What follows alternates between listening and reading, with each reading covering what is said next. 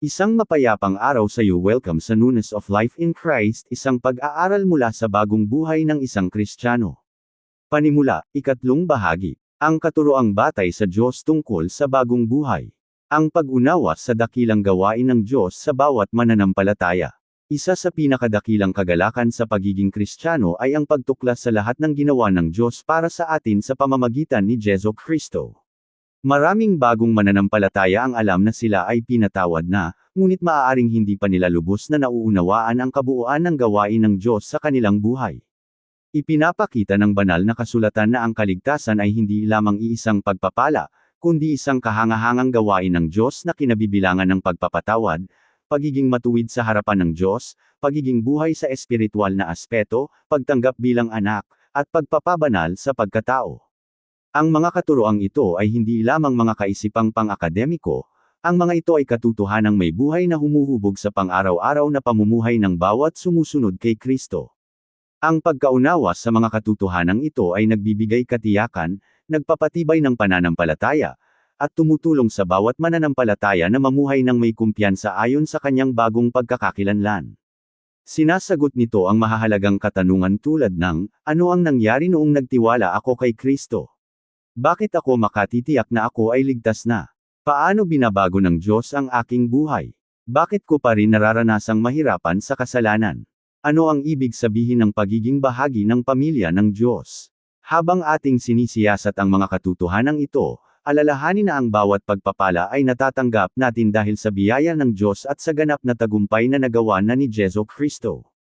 Tayo ay naligtas hindi dahil karapat-dapat tayo sa kanyang pabor, kundi dahil minahal niya tayo kahit tayo ay mga makasalanan pa noon. Kaligtasan, ang kaloob ng Diyos na buhay na walang hanggan.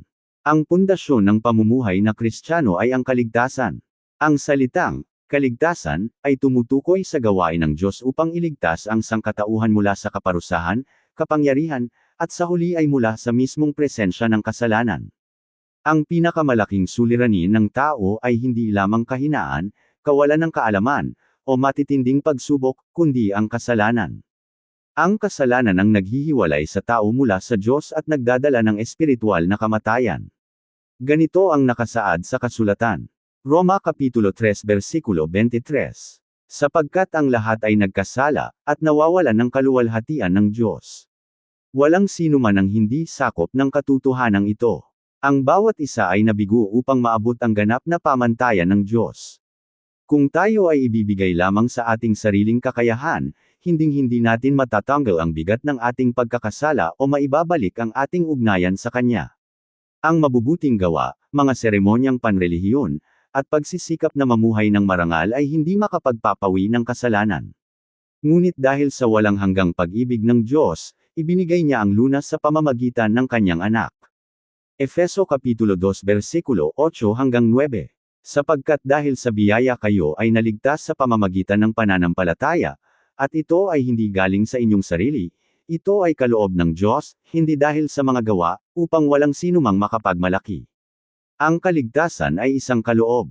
Ang kaloob ay hindi kailangang pagpaguran, ito ay tinatanggap ng may pasasalamat. Namuhay si Jesu Kristo nang may ganap na kabanalan na hindi natin kayang gawin, namatay siya upang pagbayaran ang parusang dapat sana ay para sa atin, at muling nabuhay upang magtagumpay laban sa kasalanan at kamatayan. Sa pamamagitan ng pananampalataya sa Kanya, tinatanggap natin ang kapatawaran at buhay na walang hanggan. Ang kaligtasan ay may tatlong magagandang aspeto. Tayo ay iniligtas na, mula sa parusa ng kasalanan dahil sa alay ni Kristo. Tayo ay patuloy na inililigtas mula sa kapangyarihan ng kasalanan habang binabago tayo ng banal na espiritu.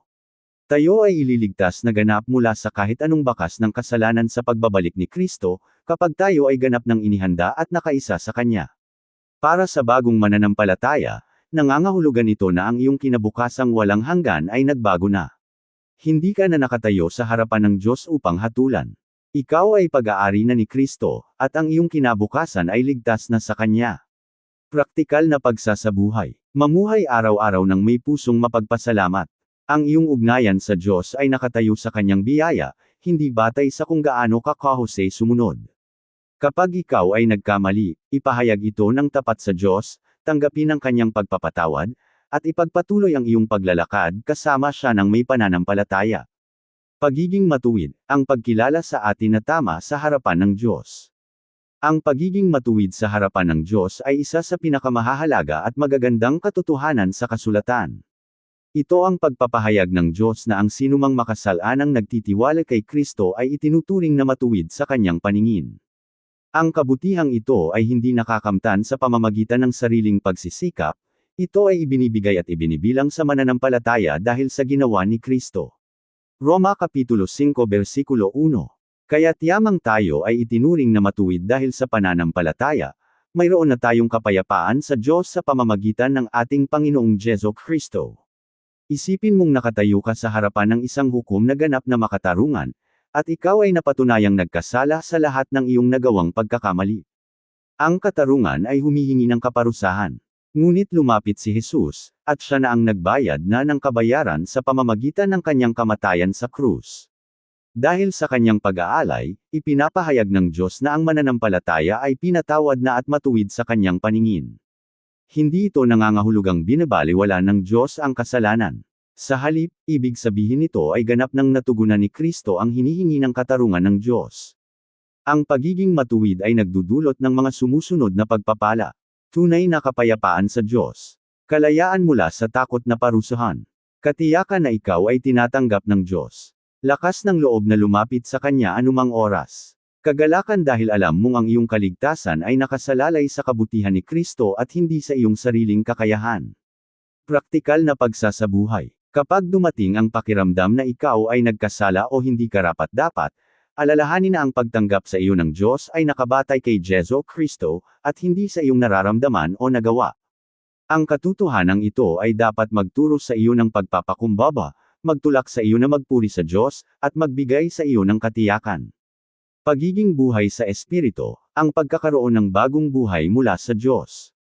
Itinuturo ng Biblia na bago pa man tayo maligtas, tayo ay parang patay na sa espiritual na aspeto dahil sa kasalanan. Ang pagkakaroon ng bagong buhay ay ang kahangahangang gawain ng banal na Espiritu kung saan ipinagkaloob ng Diyos ang buhay na hindi natin taglay noon. Ganito ang pahayag ni Jesus.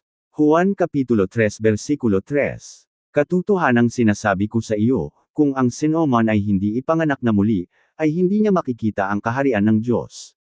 Ang ganitong muling pagkapanganak ay buong gawain lamang ng Diyos. Kung paanong hindi natin napili o nagawang ipanganak ang ating sarili sa mundo, hindi rin natin kayang likhain ang pagbabagong espiritual sa pamamagitan lamang ng sariling pagsisikap. Ang banal na Espiritu ang gumigising sa ating puso, nagbibigay ng bagong buhay, at nagbibigay kakayahan sa atin na lumapit sa Diyos ng may pananampalataya. Ang pagbabagong ito ay umaabot sa kaloob-looban ng pagkatao. Nagsisimulang magbago ang iyong mga hangarin. Nagkakaroon ka ng pagnanais na kumilala sa salita ng Diyos, manalangin, mahalin ang mga kapatid sa pananampalataya, at maging mas maingat upang hindi na magkasala.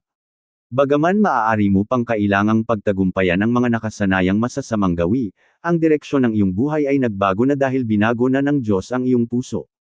Ang pagbabagong ito ay katuparan ng pangako ng Diyos.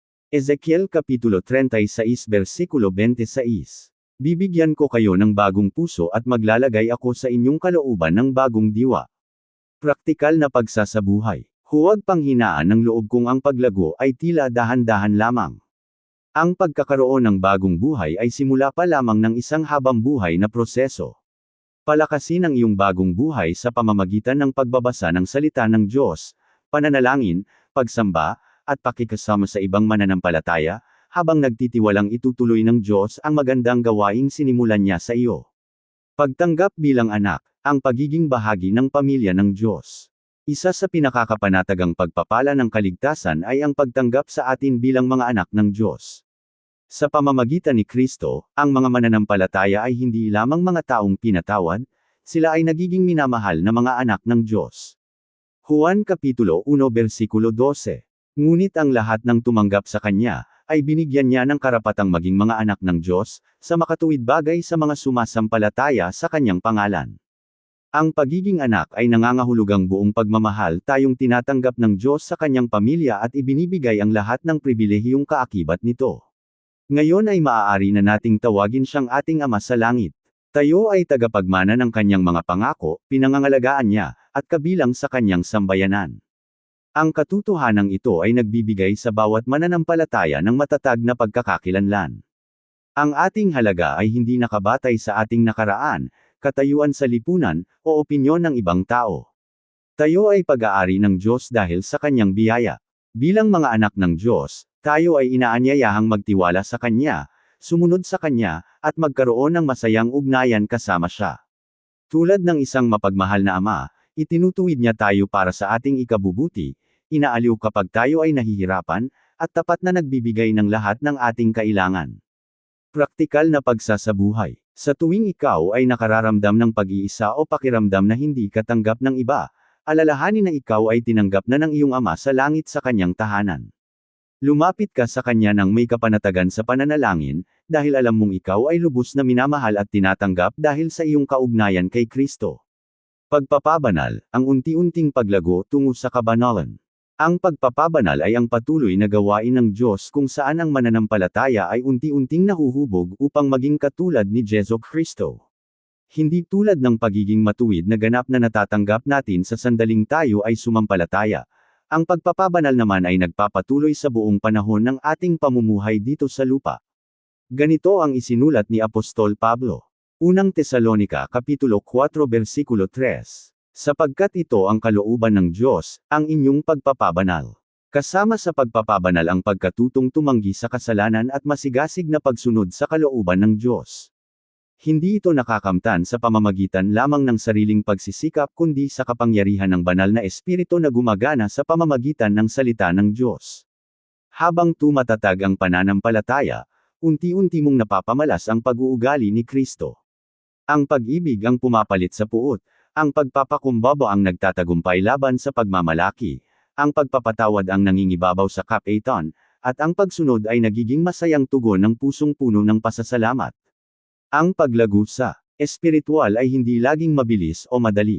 Maaaring may mga pagkakataong mahirapan tayo, madapa, o dumaan sa matitinding pagsubok. Ngunit ang Diyos ay nananatiling tapat. Mahinahon niya tayong hinuhubog sa lahat ng pangyayari, at ginagamit ang kapwa kagalakan at pagsubok upang patibayin ang ating pananampalataya at pagkatao. Praktikal na pagsasabuhay. Ayalay mo ang iyong sarili araw-araw sa Diyos. Basahin ang kanyang salita, manalangin ng tapat, makibahagi sa buhay ng iglesia, at laging umasa sa tulong ng banal na espiritu. Tandaan na ang pagpapabanal ay hindi tungkol sa pagiging perpekto gamit ang sariling lakas, kundi ang pagpayag na baguhin ka ng Diyos sa bawat araw na lumilipas. Pamumuhay batay sa katotohanan ng gawain ng Diyos para sa atin. Ang kaligtasan, pagiging matuwid, pagkakaroon ng bagong buhay, pagtanggap bilang anak, at pagpapabanal ay hindi magkakahiwalay na katuruan. Kapag pinagsama-sama, ipinapakita nito ang lawak at kayamanan ng biyaya ng Diyos at ang kabuuan ng kanyang gawain upang iligtas tayo. Ipinaliliwanag nito kung sino ka na ngayon kay Kristo at paano kanya patuloy na hinuhubog sa iyong paglalakbay. Dahil ikaw ay naligtas na, mayroon kang pag-asa. Dahil ikaw ay itinuring ng matuwid, mayroon kang kapayapaan sa Diyos. Dahil ikaw ay binuhay na sa espiritual, mayroon kang bagong buhay. Dahil ikaw ay tinanggap ng bilang anak, ikaw ay kabilang sa pamilya ng Diyos. Dahil ikaw ay patuloy na pinababanal, ikaw ay unti-unting nagiging katulad ni Jesu Kristo. Ang mga katotohanang ito ang matibay na pundasyon upang ang bawat bagong mananampalataya ay makapagpatayo ng pamumuhay na puno ng pananampalataya, pagsunod, at masayang pakikipag-isa sa Diyos. Habang ipinagpapatuloy mo ang iyong paglalakbay, alalahanin na ang Diyos na nagsimula ng magandang gawain sa iyo ay tapat, at siya ang magpapatuloy nito hanggang sa araw na ikaw ay tumayo ng ganap at walang kapintasan sa harapan ni Kristo. Amen. Maraming salamat sa pakikinig. Ako si Pastor Jeff Flores, nagsasabing sa Diyos ang lahat ng papuri.